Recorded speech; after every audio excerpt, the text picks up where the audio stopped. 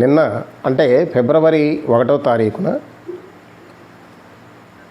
కేంద్ర ఆర్థిక మంత్రి నిర్మలా సీతారామన్ గారు 2025-26కు సంబంధించినటువంటి వార్షిక బడ్జెట్ని పార్లమెంట్లో ప్రవేశపెట్టారు.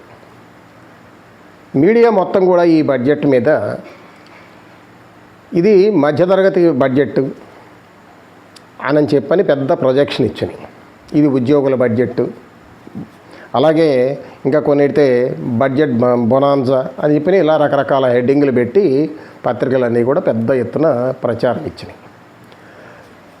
ఎందుకు ఇచ్చినాయి అని చెప్పానంటే, నిన్న బడ్జెట్లో ఉద్యోగులకి వార్షిక ఆదాయం 12 లక్షల రూపాయల వరకు ఏ ట్యాక్స్ లేదు అని చెప్పని అందుట్లో ప్రకటించారు. ఇంత పెద్ద మొత్తంలో ఎప్పుడు ప్రకటించలేదు కాబట్టి దాన్ని ఒక్కదాన్నే పట్టుకొని ఇది మొత్తం కూడా బడ్జెట్ అంతా కూడా ఇది మధ్యతరగతి బడ్జెట్ అని చెప్పని, ఉద్యోగుల బడ్జెట్ అని చెప్పని మొత్తం బ్యానర్ హెడ్డింగ్స్ పెట్టి పత్రికలన్నీ కూడా ప్రచారం ఇచ్చినాయి. ఒక్క ప్రజాశక్తి అలాగే విశాలాంధ్ర ఈ 2 పత్రికలు మాత్రమే డిఫరెంట్ హెడ్డింగ్లు పెట్టి ఇచ్చినాయి. అయితే వాస్తవంగా బీజేపీ పార్టీ ఉద్యోగులకి ఎప్పుడూ కూడా ఫేవర్ చేసేటువంటి పార్టీ కాదు, ఉద్యోగులకు అనుకూలమైన పార్టీ కాదు, కార్మిక వర్గానికి అనుకూలమైనటువంటి పార్టీ కాదు. ఇది మరి ఎందుకు ఇచ్చింది? ఇంతగా అనుకూలమైన పార్టీ కాకపోతే ఇంతగా ఎందుకు ఇచ్చింది? ఇది కదా ప్రశ్న.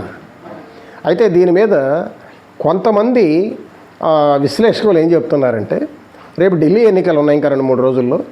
ఈ ఢిల్లీ ఎన్నికలలో ఢిల్లీలో అత్యధిక మంది మిడిల్ క్లాసు, ఈ మిడిల్ క్లాస్ మొత్తాన్ని ఆకట్టుకోవాలి, వాళ్ళ ఓట్లు పొందాలి అని చెప్పానంటే ఇంత భారీ ఎత్తున రాయితీ ఇవ్వక తప్పటం లేదు అని చెప్పని ఢిల్లీ ఎన్నికల కోసం ఇచ్చినటువంటి బడ్జెట్ అని చెప్పని కొంతమంది విశ్లేషకులు విశ్లేషిస్తున్నారు. సరే, అనుకూలించేవాళ్ళు అసలు ఈ బడ్జెట్ అంత బ్రహ్మాండంగా ఉందని విశ్లేషణలు కూడా ఇచ్చేవాళ్ళు ఉన్నారు. కానీ ఇంత పెద్ద ఎత్తున ఇవ్వడానికి ఢిల్లీ ఎన్నికలు ఇవే కారణమా అంటే కాదు. ఢిల్లీ ఎన్నికలు ఉన్నా లేకపోయినా ఈ బడ్జెట్ ఇలాగే ఉండేది. ఎందుకు ఇలాగే ఉండేది అంటే దానికి 2 ప్రధానమైనటువంటి కారణాలు ఉన్నాయి. మొదటి కారణం ఏమిటి అని చెప్పానంటే, ఈ బడ్జెట్లో లోపలికి వెళ్ళి చూస్తే ఆ కారణం క్లియర్గా అర్థమవుతుంది. వీళ్ళు ఈ సంవత్సర కాలంలో ఒక ప్రధానంగా 6 రంగాలలో పెద్ద ఎత్తున సంస్కరణలు తీసుకురాబోతున్నారు. వాళ్ళే చెప్పారు. మీరు ఆ బడ్జెట్ స్పీచ్లో కనుక 8వ పేరా కనుక చదివితే, this budget AIIMS to initiate transformative reforms across 6 domains అని చెప్పని ఇచ్చారు. అంటే మామూలుగా రిఫార్మ్స్ కాదు, అసలు పూర్తిగా మార్చేసేటువంటి రిఫార్మ్స్ని మేము తీసుకురాబోతున్నాం అని చెప్పని ఒక 6 రంగాలు తీసుకురాబోతున్నాం అని చెప్పారు. ఆ 6 రంగాలు ఏమిటి అన్నటువంటిది కూడా లిస్ట్ ఇచ్చారు. 1 ట్యాక్సేషన్ అంటే పన్నుల విధానం, 2 పవర్ సెక్టర్ అంటే విద్యుత్ రంగం, 3 అర్బన్ రిఫార్మ్స్ అర్బన్ డెవలప్మెంట్ అంటే పట్టణాభివృద్ధులు, అలాగే 4 మైనింగ్ అంటే గనులు, 5 ఫైనాన్షియల్ సెక్టర్ అంటే ఆర్థిక రంగం, 6 రెగ్యులేటరీ రిఫార్మ్స్ అంటే వీటిని నియంత్రణ వ్యవస్థలు. ఈ మొత్తం ఈ 6 రంగాల్లో పెద్ద ఎత్తున రిఫార్మ్స్ తీసుకురాబోతున్నాము అని చెప్పారు. వీటిల్లో ఆల్రెడీ కొన్నిటి మీద చర్యలు కూడా ప్రారంభమైనవి.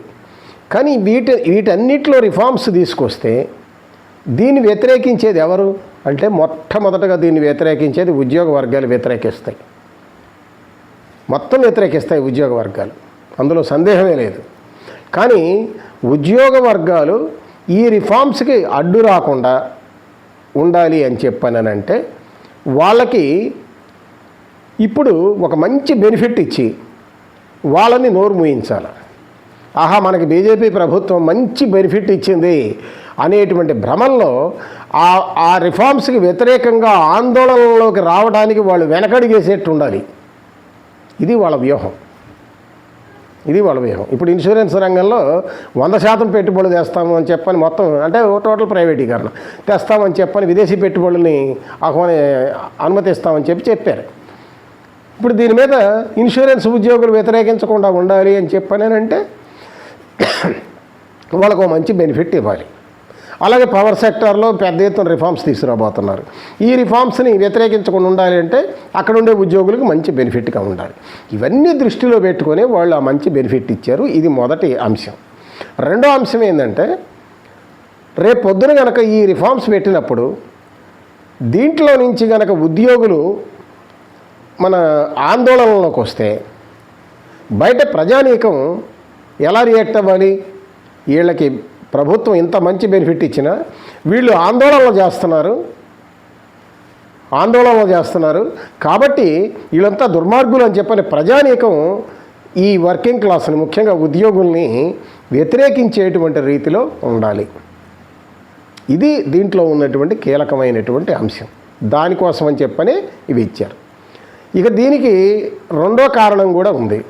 రెండో కారణం ఏంటంటే, వాస్తవంగా ఇప్పుడు మొన్న ఎకనామిక్ సర్వే కానీ ఇవన్నీ చూసినా కూడా టోటల్గా మన కొనుగోలు శక్తి అనేది బాగా తగ్గిపోతూ ఉంది. ఆర్థిక వ్యవస్థ మందగించిపోతూ ఉంది.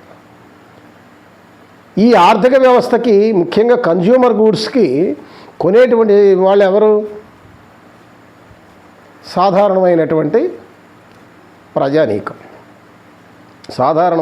ప్రజానీకం, ముఖ్యంగా మధ్యతరగతి వర్గం బాగా దీంట్లో కొంటారు. కొనాలంటే వీళ్ళ దగ్గర డబ్బులు ఉండాలి. డబ్బులు ఉండేటి చూడండి అని చెప్పని పెట్టుబడిదారు వర్గం ఇవాళ దగ్గర 7-8 సంవత్సరాల నుంచే మన వాల్ స్ట్రీట్ దగ్గర నుంచి మన ఇండియన్ పెట్టుబడిదారుల వరకు కూడా ఆ రకమైనటువంటి డిమాండ్ అనేటువంటిది ఒకటి ఉంది. ఎందుకంటే ప్రజల దగ్గర డబ్బులు ఉంటే వాళ్ళు కొంటారు.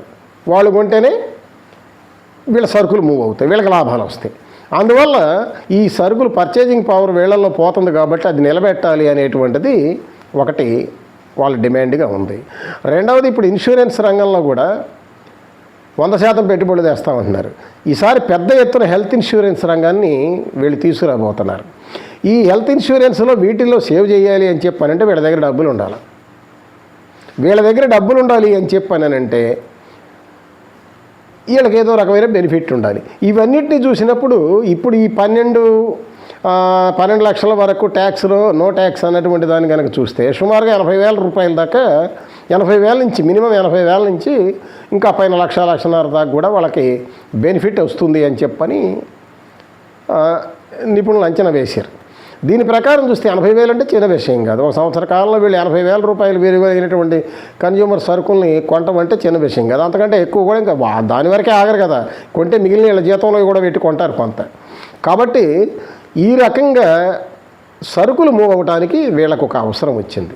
ఒకటి రిఫార్మ్స్, రెండవది ఈ సరుకులు మూవ్ అవటం. ఈ రెండు అంశాల యొక్క కారణంగా ఈ రోజున ఆ బెనిఫిట్ అనేటువంటిది ఇవ్వటం జరిగింది.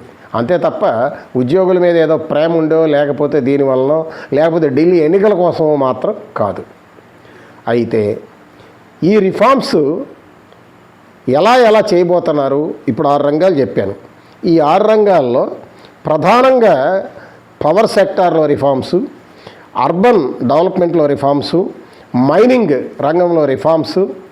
ఈ రిఫార్మ్స్ అనేటువంటివి ఎలా చేయబోతున్నారు ఏమిటి అనేటువంటిది నెక్స్ట్ వీడియోలో చెప్పుకుందాం. ఎందుకంటే ఈ వీడియో యొక్క నిడివి చాలదు కాబట్టి నెక్స్ట్ వీడియోలో వాటికి సంబంధించినటువంటి వివరాలు తెలుసుకుందాం. ఏది ఏమైనా ఈ రిఫార్మ్స్ కోసమే, ఉద్యోగుల్ని జోకొట్టడం కోసమే ఈ రకమైనటువంటి బెనిఫిట్ ఇవ్వడం జరిగింది అనేటువంటి విషయాన్ని మనం గుర్తుంచుకోవాల్సిన అవసరం ఉంది.